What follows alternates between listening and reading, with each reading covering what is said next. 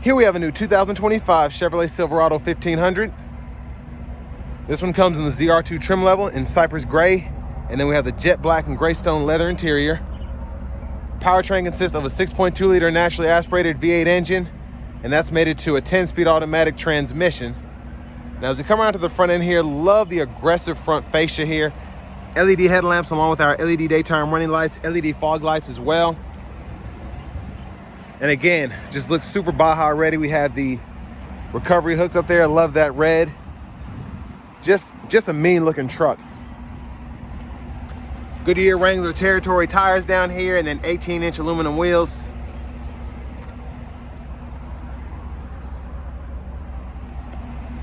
Get passive keyless entry on the front. And then to the door panel, memory seat functions, power door lock controls, power folding side mirrors with blind spot monitors, rear window lock there, one touch up and down windows for the front, express down for the back, Bose premium sound system. And then we have full four-wheel drive here. We can go through our drive modes, which include terrain, normal, sport, off-road, headlamp controls, electronic parking brake, heads-up display controls, hood release, then a power tilt and telescoping steering wheel. And here's the power driver seat, two-way power lumbar support. Huge thanks to Chevrolet Buick GMC of Murfreesboro for allowing me to review this truck today. I'll leave a link below in the description. But if you're looking to find the best price on one of these closer to home, click on that second link down below. It takes just a minute to fill out your information, and I'll make sure the local dealers are fighting to get to the best price on this or whatever new vehicle you might be interested in. But $79,110 is the sticker price. I'm gonna show you the storage underneath here. This has that option. Love having that. So tons of ways to store stuff. I have the seat up front adjusted for someone of my size, being 6'3" with longer legs, so sitting behind myself, great space here. But I do have to say, with this having that ZR2 suspension, that 2-inch lift, it does make it a bit more difficult to get in and out of this thing, but I think it's worth it just for the capability, the looks, and everything. 3-stage heated outboard seats, USB-C and a USB-A charge port. There's a look at the front from back here. And this does have the sunroof option, so there's a sunshade for that. Middle seat folds down, bottle holders and storage in the middle. The LED reading lights in the back. Pretty sturdy hook. If you want to hang your uniform back here. And your child locks, lock, unlock there. Premium is recommended to get full power output, but this will run on regular just fine. Back in here, I think the tail lights are all LED except the reverse lights. But love the exhaust.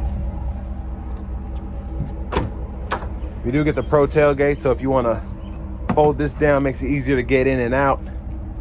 Then you have the bar to help lift you up as well. There's a 120 volt 3-prong plug-in. This one also has an optional tonneau cover, which I think is a nice touch on something like this. Front passenger seat, we get power adjustability and 2-way power lumbar support as well. Side storage, lockable glove compartment down below, and there's a top storage pocket.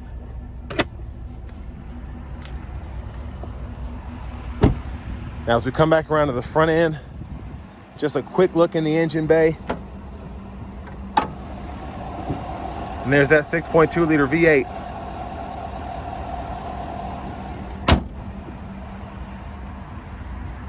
Now I'm gonna show off the blinkers.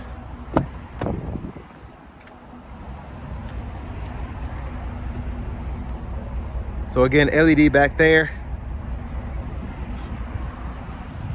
And then we do have them up front there.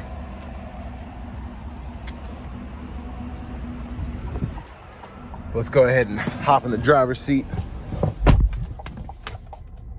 So nice leather wrap wheel here. Like the blacked out bow tie. There's the horn. And over here to the Google Assistant system, we get AM, FM, XM, Bluetooth audio. We have Alexa, Google News, podcast, and then we have wireless CarPlay and Android Auto compatibility, access to the Play Store, Google Maps, trailering setup here.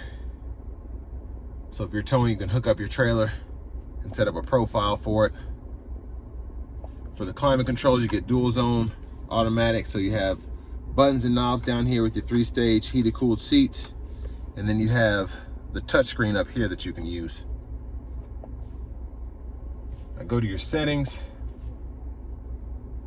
and you can go through your vehicle settings, which include teen driver, rear seat reminder, buckle to drive, and then if you want to change the language, scroll down to system, and you can do that here.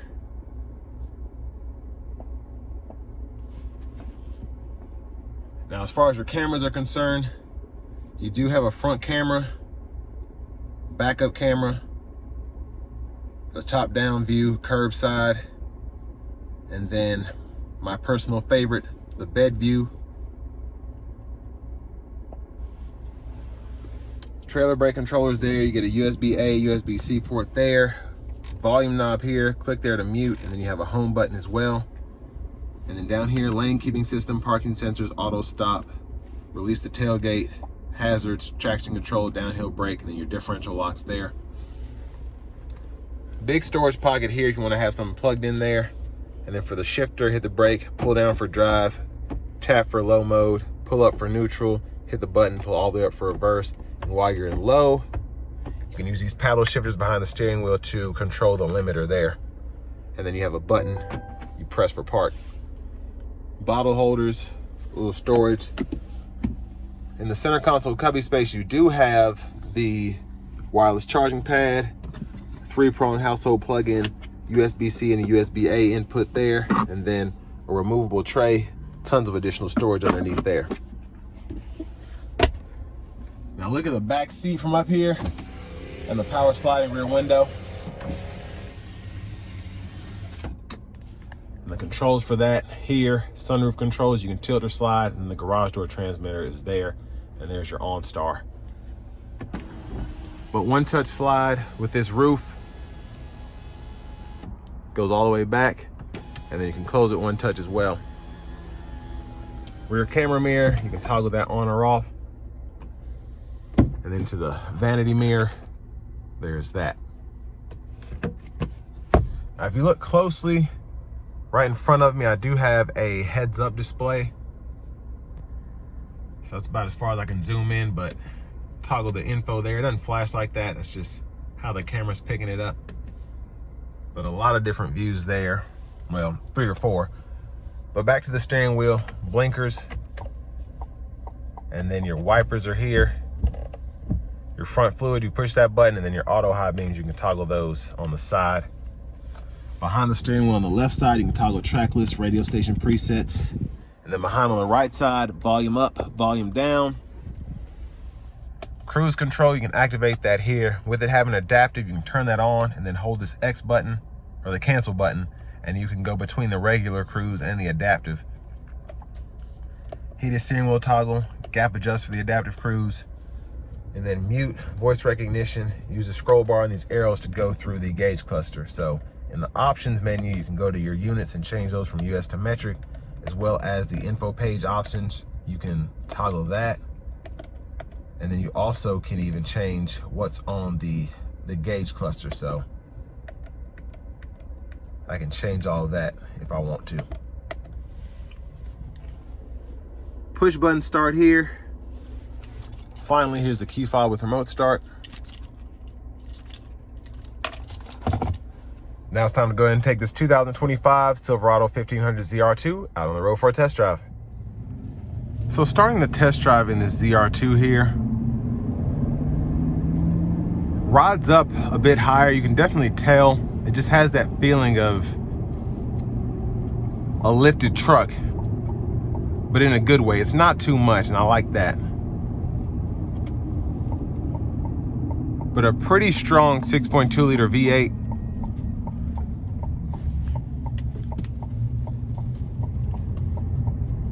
And I like how this exhaust is stock, even in the normal drive mode. We're gonna put it in the sport, but I'm not gonna floor it. I'm just gonna give it a little bit, just because this only has 15 miles on it.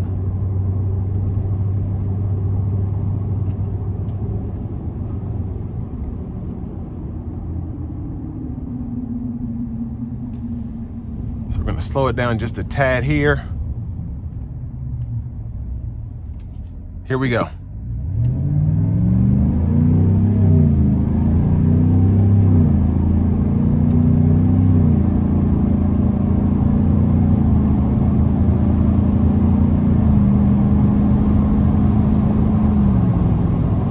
Now I like how the truck shifts in sport mode. It does keep the revs up quite a bit.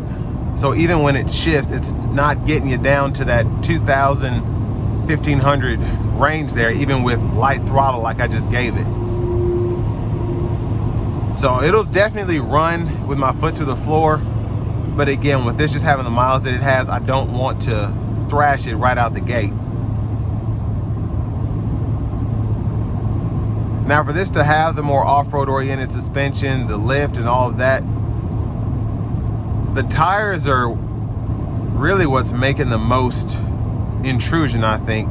And it's not even intrusive, it's just something I'm noticing, but the ride quality is really good. It's a bit stiffer, but it still kind of floats down the road, if that makes sense. It's not as plush, but it's definitely not rough.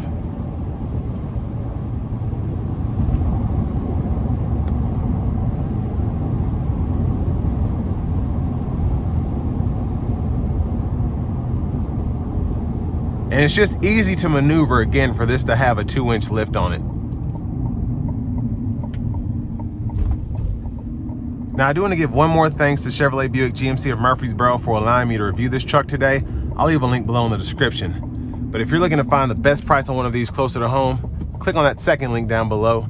It takes just a minute to fill out your information, and I'll make sure the local dealers are fighting to get you the best price on this or whatever new vehicle you might be interested in. But this Silverado, it has an almost 80 grand sticker price, but I do think there is a niche for this. If you're gonna put all this money and work into this anyway, why not get a stock truck where everything is covered under warranty, as opposed to buying an LTZ or something like that and then doing the same stuff to it, and then you don't have that same warranty coverage. I just think this is a good competitor, in my opinion, for the Raptor. It's just different, and I think that's one thing that you can appreciate when you look at the TRX, the Raptor, and then the ZR2. They all have something different that they bring to the table. You get a naturally aspirated V8 here, off-road suspension, lift. The TRX, you get a supercharged V8 there. And then they're bringing that new trim. I haven't got a chance to test drive that yet. But then of course you have the Raptor that has the twin turbo V6, and then the R that has the V8. But I think this is the more practical one in terms of a daily driver. I feel like this rides the best. I think it's the coolest looking one out of the three. And I do think it has that almost that AT4X feel to it, and it is kind of the AT4X counterpart there from Chevy, where you have something that's super off-road oriented but very luxurious on the inside. And the tech is good here. It's just something that I wouldn't mind driving as a daily, that would still have that aftermarket look to it. But definitely no complaints in terms of the ride quality, the power, and again, all the features that you get. But with all that being said, this will bring me to the end of my review of this 2025 Chevrolet Silverado 1500 ZR2.